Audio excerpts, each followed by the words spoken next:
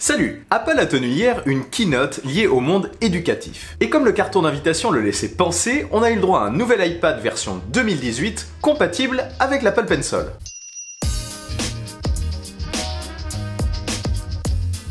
Une mise à jour de l'iPad QV 2017 avec le même châssis, le support cette fois-ci de l'Apple Pencil et un processeur A10 Fusion qu'on retrouve sur l'iPhone 7. Il possède une caméra arrière de 8 mégapixels capable de filmer en 1080p.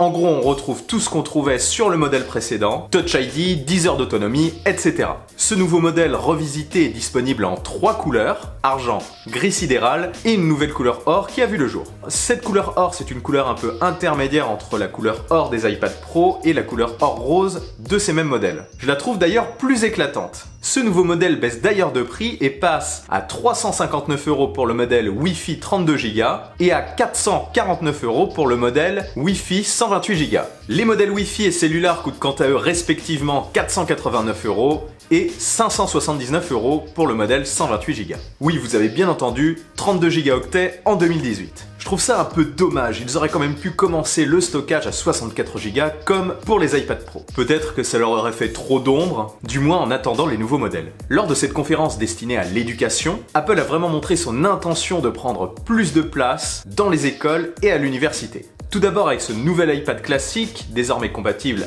avec le stylet Apple, mais aussi avec l'évolution de leur suite logicielle pour tirer plus parti du Pencil. Vous pouvez désormais par exemple dessiner directement dans Page et animer vos dessins, si j'ai bien compris, dans Keynote. Le nouvel iPad est aussi désormais plus abordable pour les étudiants et Apple leur offrira 200 Go de stockage dans le cloud, sous condition.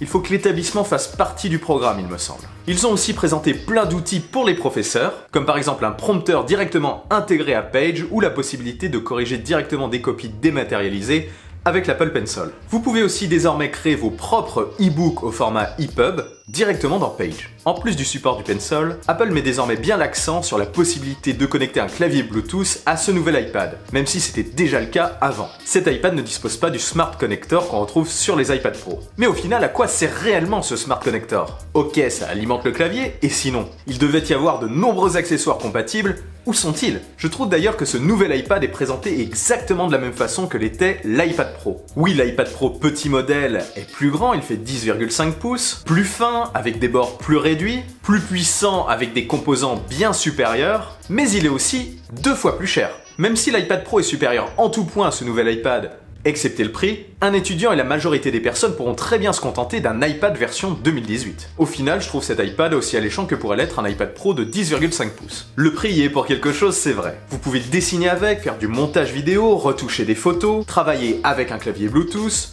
jouer et même profiter de la réalité augmentée. Pour la majorité des utilisateurs, ça suffira largement. Après, c'est vrai que l'écran de l'iPad Pro est bien meilleur. Bref, quoi qu'il en soit, tout ça tend bien à confirmer l'hypothèse de l'arrivée proche d'un nouvel iPad Pro QV 2018. Un iPad Pro que j'imagine bien avec des bords très réduits, la perte du bouton Home et l'arrivée de Face ID. Probablement pour la keynote de la WWDC de juin prochain. En plus de cette nouveauté, Apple en a profité pour baisser le prix de son iPad mini 4 de 50 €. Il coûte désormais 439 € en Wi-Fi 128 Go. Baisse suffisante? Je ne crois pas. Avec son processeur A8 et son petit écran, il fait quand même pas le figure devant le processeur A10 du nouvel iPad, qui ne coûte d'ailleurs que 10 € de plus pour un modèle 128 Go. Je le soupçonne d'ailleurs d'être là juste pour vendre des iPads classiques et offrir un élément comparatif, comme on peut le voir d'ailleurs sur le site officiel d'Apple. Sera-t-il toujours au catalogue en 2019? Est-ce que Apple continuera à le faire évoluer ou est-ce qu'il sera totalement abandonné? Je ne l'espère pas, c'est un modèle que j'aime bien, même si aujourd'hui les smartphones toujours plus grands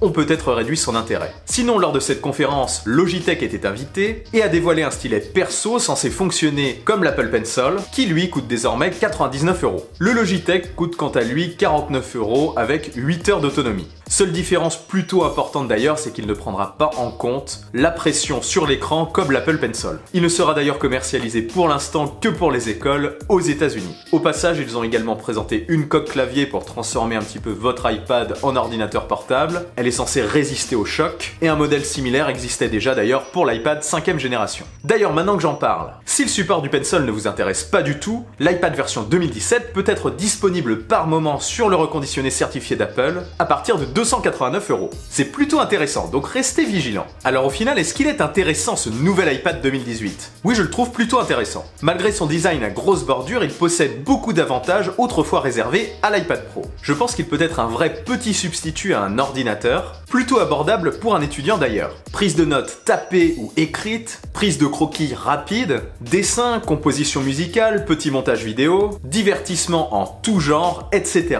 Ça peut vraiment suffire. Je conseille quand même le modèle 128 Go plus le Pencil pour un étudiant, donc 449 € plus 99 € pour le Pencil.